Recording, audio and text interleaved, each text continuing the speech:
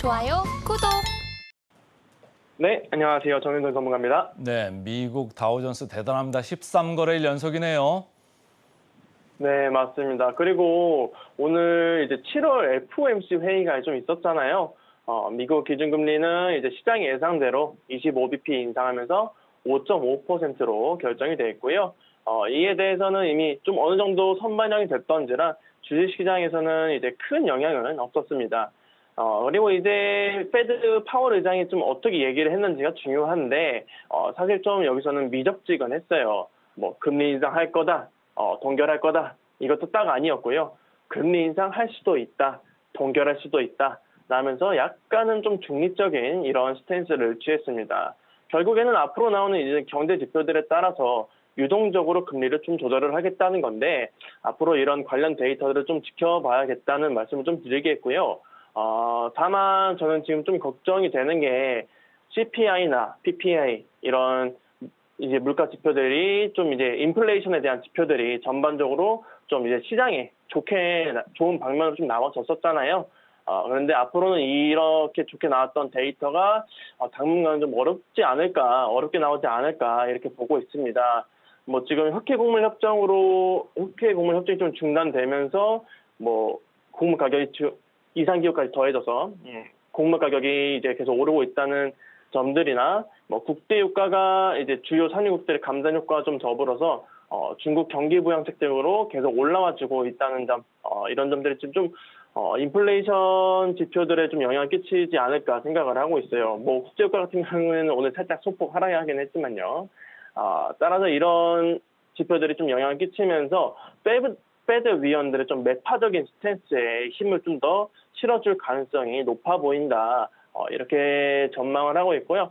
우선은 일단 8월이 돼봐야 어느 정도 윤곽이 잡힐 것 같습니다. 지표들이 좀 몇 개 나와봐야.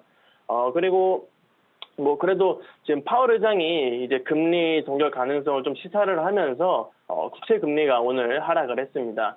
2년물, 5년물, 10년물 국채 금리가 오늘 전체적으로 하락을 했고요. 달러 인덱스까지도 오늘 하락하는 모습을 볼 수 있었습니다. 달러 인덱스가 다시 한번 100 밑으로 내려갈 수 있을지는 좀 더 지켜봐야 될 것 같고요. 원달러 환율도 어제 좀 하락을 했었는데 오늘 다시 한번 하락을 할 것으로 전망이 됩니다.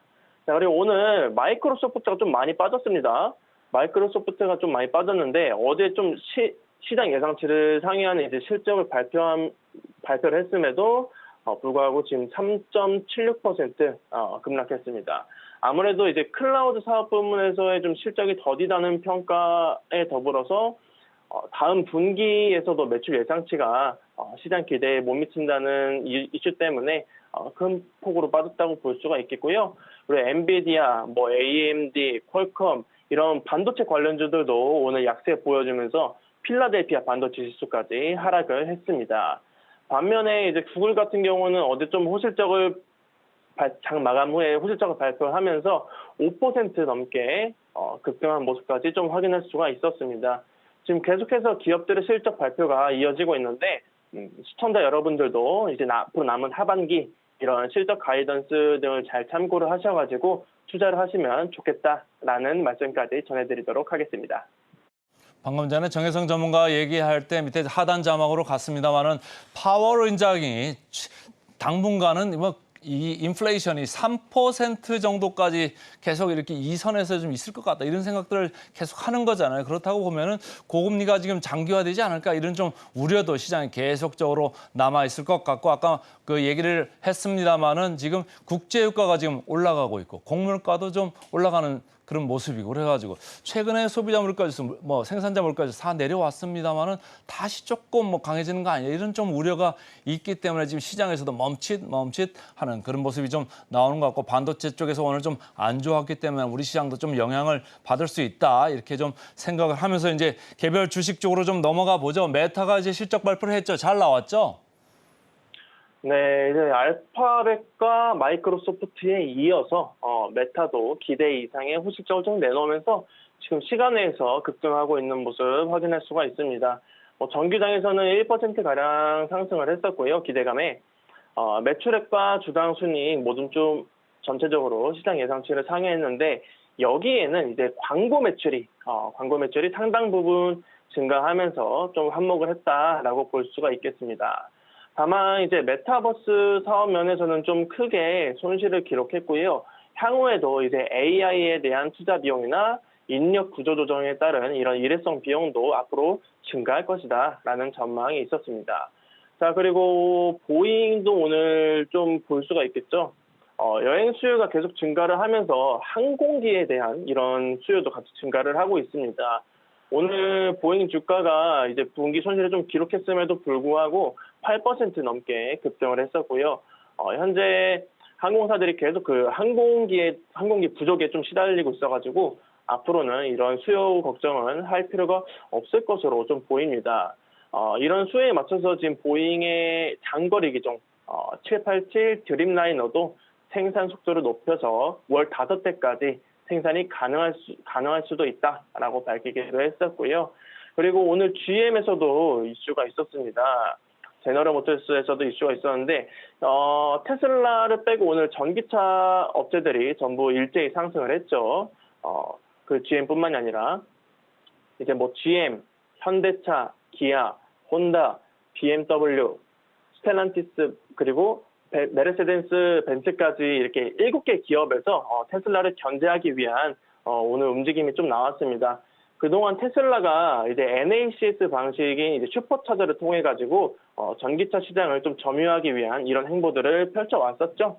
이에 맞서서 이 7개 회사들이 10억 달러 정도를 투자를 해가지고 합작벤처를 만들고 미국 전역에 2030년까지 총 3만 개의 충전소를 건설할 거라고 합니다. 사실 테슬라가 너무 독불장군처럼 지금 전기차 시장을 잡아먹고 있어서 독점 형태로 가는 거 아닌가 싶었는데 이런 움직임이 좀 나와주니까 조금은 안심이 되기도 합니다.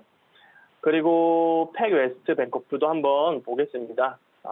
이제 캘리포니아 은행이 이제 지역은행 파산 좀 위기에 휩싸였던 팩웨스트 뱅커프를 인수를 하게 됐습니다. 금리가 상승하면서 이제 팩웨스트의 대출 그리고 채권 인수가 좀 변수기는 했지만은 캘리포니아 은행이 사모펀드 자금 지원을 통해서 자본 공백을 잘 메울 수 있게 됐고요. 이번 합병 같은 경우에는 이제 좀 대형 계약은 아니지만은 그래도 좀 불안했던 이런 은행권에 안정감을 불어넣어줄 수 있는 합병이다라고 볼 수가 있겠고 이 이슈에 캘리포니아 은행 그리고 팩웨스트 뱅커프 주가가 오늘 모두 상승 마감했다라는 이슈까지 전해드리도록 하겠습니다. 제가 오늘 정혜성 전문가 이렇게 얘기하는 것 도중에 이제 보잉 관련돼 가지고 차트를 이렇게 보니까 최근에 뭐 오른 게 거의 없었네요. 이제 이번에 한번 빵 이렇게 오른 건데 그때 뭐 얘기할 때 그 항공주를 좋아한다고 이렇게 얘기를 했었잖아요. 그때 얘기하면서 이유가 엔데믹 이후에 항공 수요 늘어나는 거 그에 기초해서 좋아한다 이런 얘기를 했던 건데 보잉 이 시점에서 사시겠습니까? 어떻습니까? 저는 투자 쪽으로 좀 더 매력은 있다고 봐요. 아무래도 계속 얘기했던 거지만은 항공 수요 그리고 뭐 특수화물 이런 운송에 대한 것도 있고 지금 국제 유가가 상승하는 것도 국제 유가가 상승함을 좀 상쇄할 수 있다 이런 부분들이 이렇게 좀 생각을 하고 있습니다. 그래서 좀 더 저는 매력적으로 보고 있다 항공주들 이렇게 말씀을 드리도록 하겠습니다.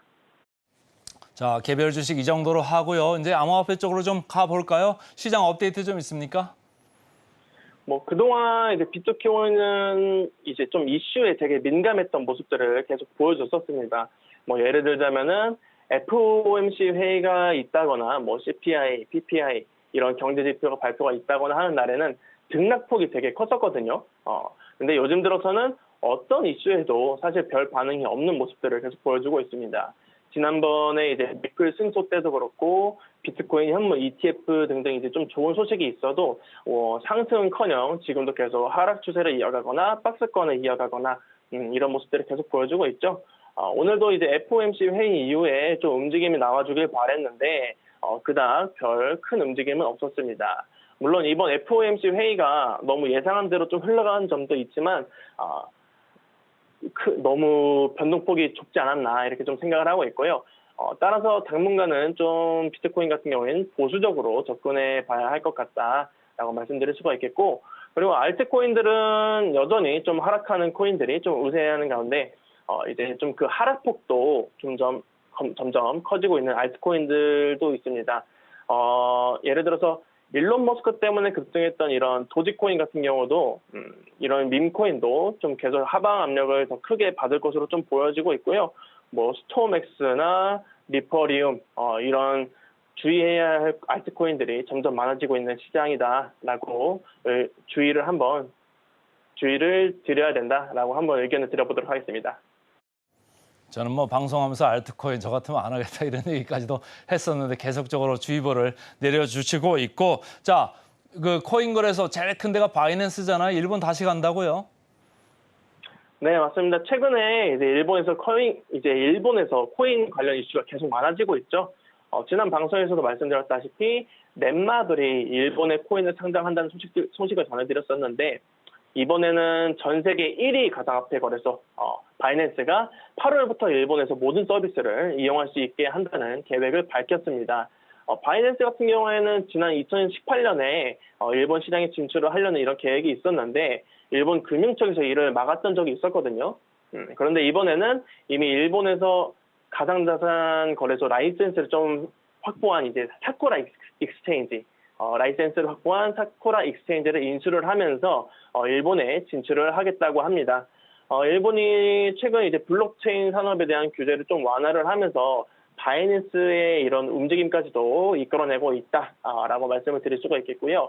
그리고 러시아에서는 푸틴 대통령이 지금 이제 디지털 루블 도입 법안에 좀 서명을 하면서 빠르면 다음 달부터 이 디지털 루블이 시범 도입이 될 전망입니다.